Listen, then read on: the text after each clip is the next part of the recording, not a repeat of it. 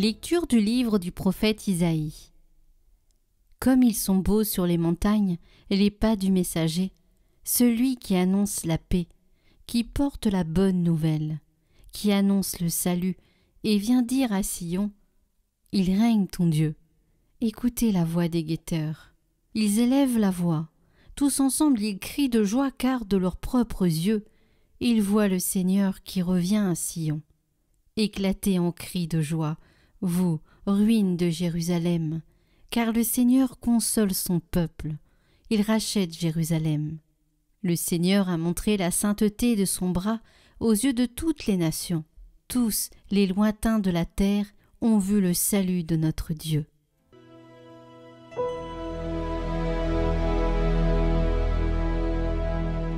La terre tout entière a vu le salut que Dieu nous donne. Chantez au Seigneur un chant nouveau, car il a fait des merveilles.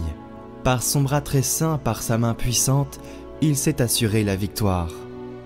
Le Seigneur a fait connaître sa victoire et révélé sa justice aux nations. Il s'est rappelé sa fidélité et son amour en faveur de la maison d'Israël. La terre tout entière a vu la victoire de notre Dieu. Acclamez le Seigneur terre entière, sonnez, chantez, jouez. Jouez pour le Seigneur sur la cithare et tous les instruments. Au son de la trompette et du cor, acclamez votre roi, le Seigneur.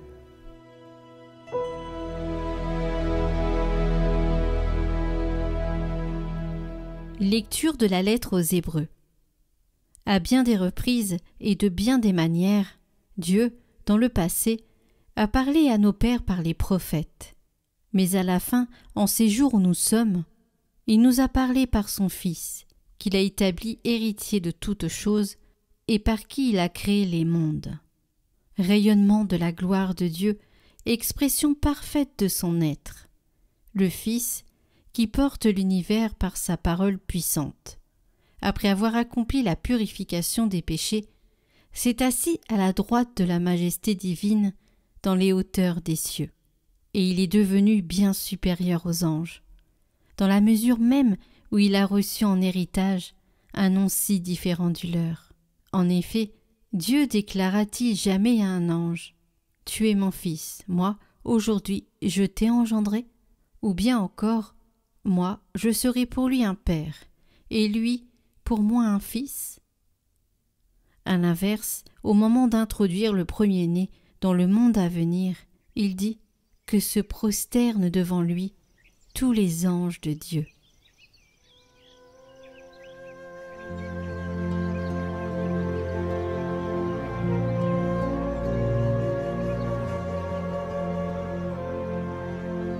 Évangile de Jésus-Christ selon saint Jean. Au commencement était le Verbe, et le Verbe était auprès de Dieu, et le Verbe était Dieu. Il était au commencement auprès de Dieu. C'est par lui que tout est venu à l'existence, et rien de ce qui s'est fait ne s'est fait sans lui. En lui était la vie, et la vie était la lumière des hommes. La lumière brille dans les ténèbres, et les ténèbres ne l'ont pas arrêtée.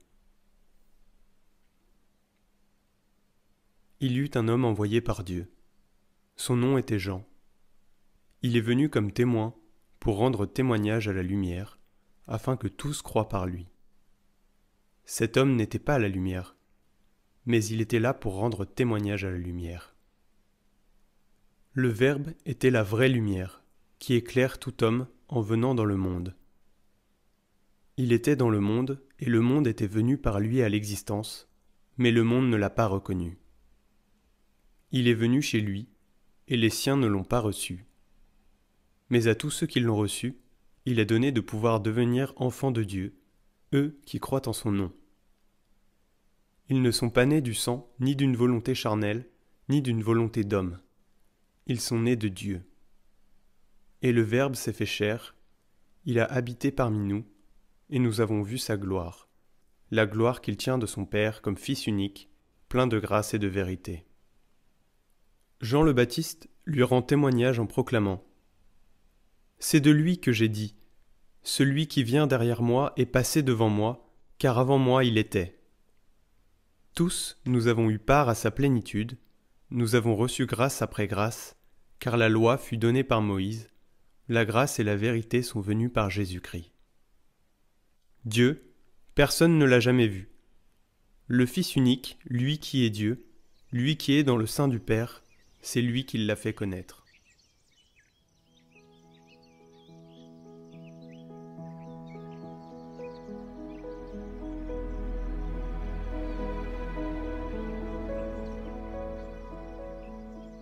Cher enfant Jésus, devant votre crèche ce matin, nous osons nous approcher au plus près de votre berceau pour ressentir le bienfait de votre sainte présence. Avec Joseph et Marie, avec toute l'Église, nous reconnaissons dans le nouveau-né emmailloté que vous êtes, muet, silencieux, le Verbe qui était auprès de Dieu, le Verbe qui est Dieu. La première expression de la parole de Dieu faite chair, c'est votre silence de nouveau-né. Simple, douce et rayonnante présence divine, innocence parfaite. Comme vous êtes beau, comme vous êtes grand, si petit, comme votre silence de Bethléem nous parle au cœur. Merci mon Dieu de vous montrer, de vous donner à nous ainsi comme un nouveau-né.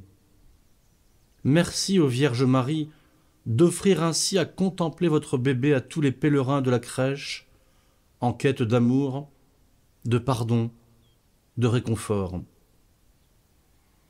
Et nous rejoignons le cortège de tous les pauvres de Bethléem qui n'ont pas trouvé de place dans la salle commune, les bergers venus des champs, appelés par l'ange du Seigneur. Nous avons le cœur lourd, et nous venons passer un moment à côté de vous, petit Jésus, pour décharger sur vous le poids qui courbe nos corps et appesantit nos âmes. On vient tout simplement se confier à vous. Nous venons déposer devant votre berceau, à vos pieds, notre monde qui gémit dans les douleurs d'un enfantement qui dure encore, nos vies de misère, nos sociétés troublées, les pays déchirés, les familles en souffrance.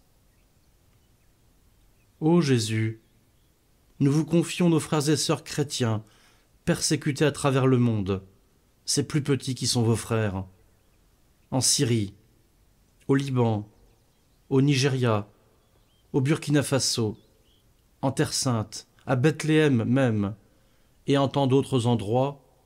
Ils souffrent, ils craignent pour leur survie, ils sont chassés de leur maison, ils sont terrorisés, assassinés, même à Noël. En Ukraine, en Russie, les familles sont partout endeuillées par la guerre. Enfant Jésus, réalisez votre promesse, s'il vous plaît, apportez la paix à notre terre. À Mayotte, un cataclysme a plongé nos concitoyens dans le deuil et le dénuement la semaine dernière. L'inquiétude est partout. Saint enfant Jésus, consolez votre peuple. Et dans votre Église, les cœurs sont divisés. Les communautés chrétiennes ne se comprennent plus. Non seulement à cause des grandes divisions héritées de l'histoire et qui demeurent, mais au sein même de nos communautés, de nos diocèses, les rivalités, les rancœurs, les divergences de vues se durcissent en exclusion mutuelle. Les forces vives déjà peu nombreuses s'épuisent en conflits internes et se détournent de l'unique mission que vous avez confiée à votre Église, la prédication de la foi pour le salut des âmes. Le ministère sacerdotal est déconsidéré, les prêtres sont méprisés, les séminaires et les cloîtres sont vides, ou presque. Ô Jésus, nous vous en supplions, relevez les ruines de Jérusalem. Les terres évangélisées par vos apôtres, sombres d'un côté sous les coups de l'apostasie des peuples, organisée par toutes les forces de l'enfer, conjurées contre votre Église, et sous le joug de l'islamisme, Saint enfant Jésus, ranimez la foi dans les cœurs endormis, convertissez les musulmans et les impies. Une culture de mort étend son ombre ténébreuse sur la vie humaine depuis sa conception jusqu'à sa fin naturelle. La cellule familiale est attaquée, fragilisée. La société politique se disloque de partout. Notre pays nous paraît sombrer vers l'abîme. Et nous, petit Jésus, au milieu de tout cela, nous sommes si misérables, si peu fidèles, si peu courageux face à l'adversité. Avivez la charité en nos âmes charnelles. Et tout à coup, la célébration de votre naissance nous redonne espoir et réchauffe nos volontés qui fléchissent. Oui, Jésus, tout petit enfant que vous êtes notre Sauveur, le Tout-Puissant, le Fils héritier de toutes choses. Vous êtes la vie, la lumière qui éclaire tout homme venant en ce monde. Eh bien, allez-y, brillez dans nos ténèbres. Aujourd'hui, que rien n'arrête votre lumière. Soyez ce messager annonciateur de paix qui porte l'Évangile, qui annonce le salut et qui vient dire à Sion « Il règne, ton Dieu ». Oui, Jésus, merci.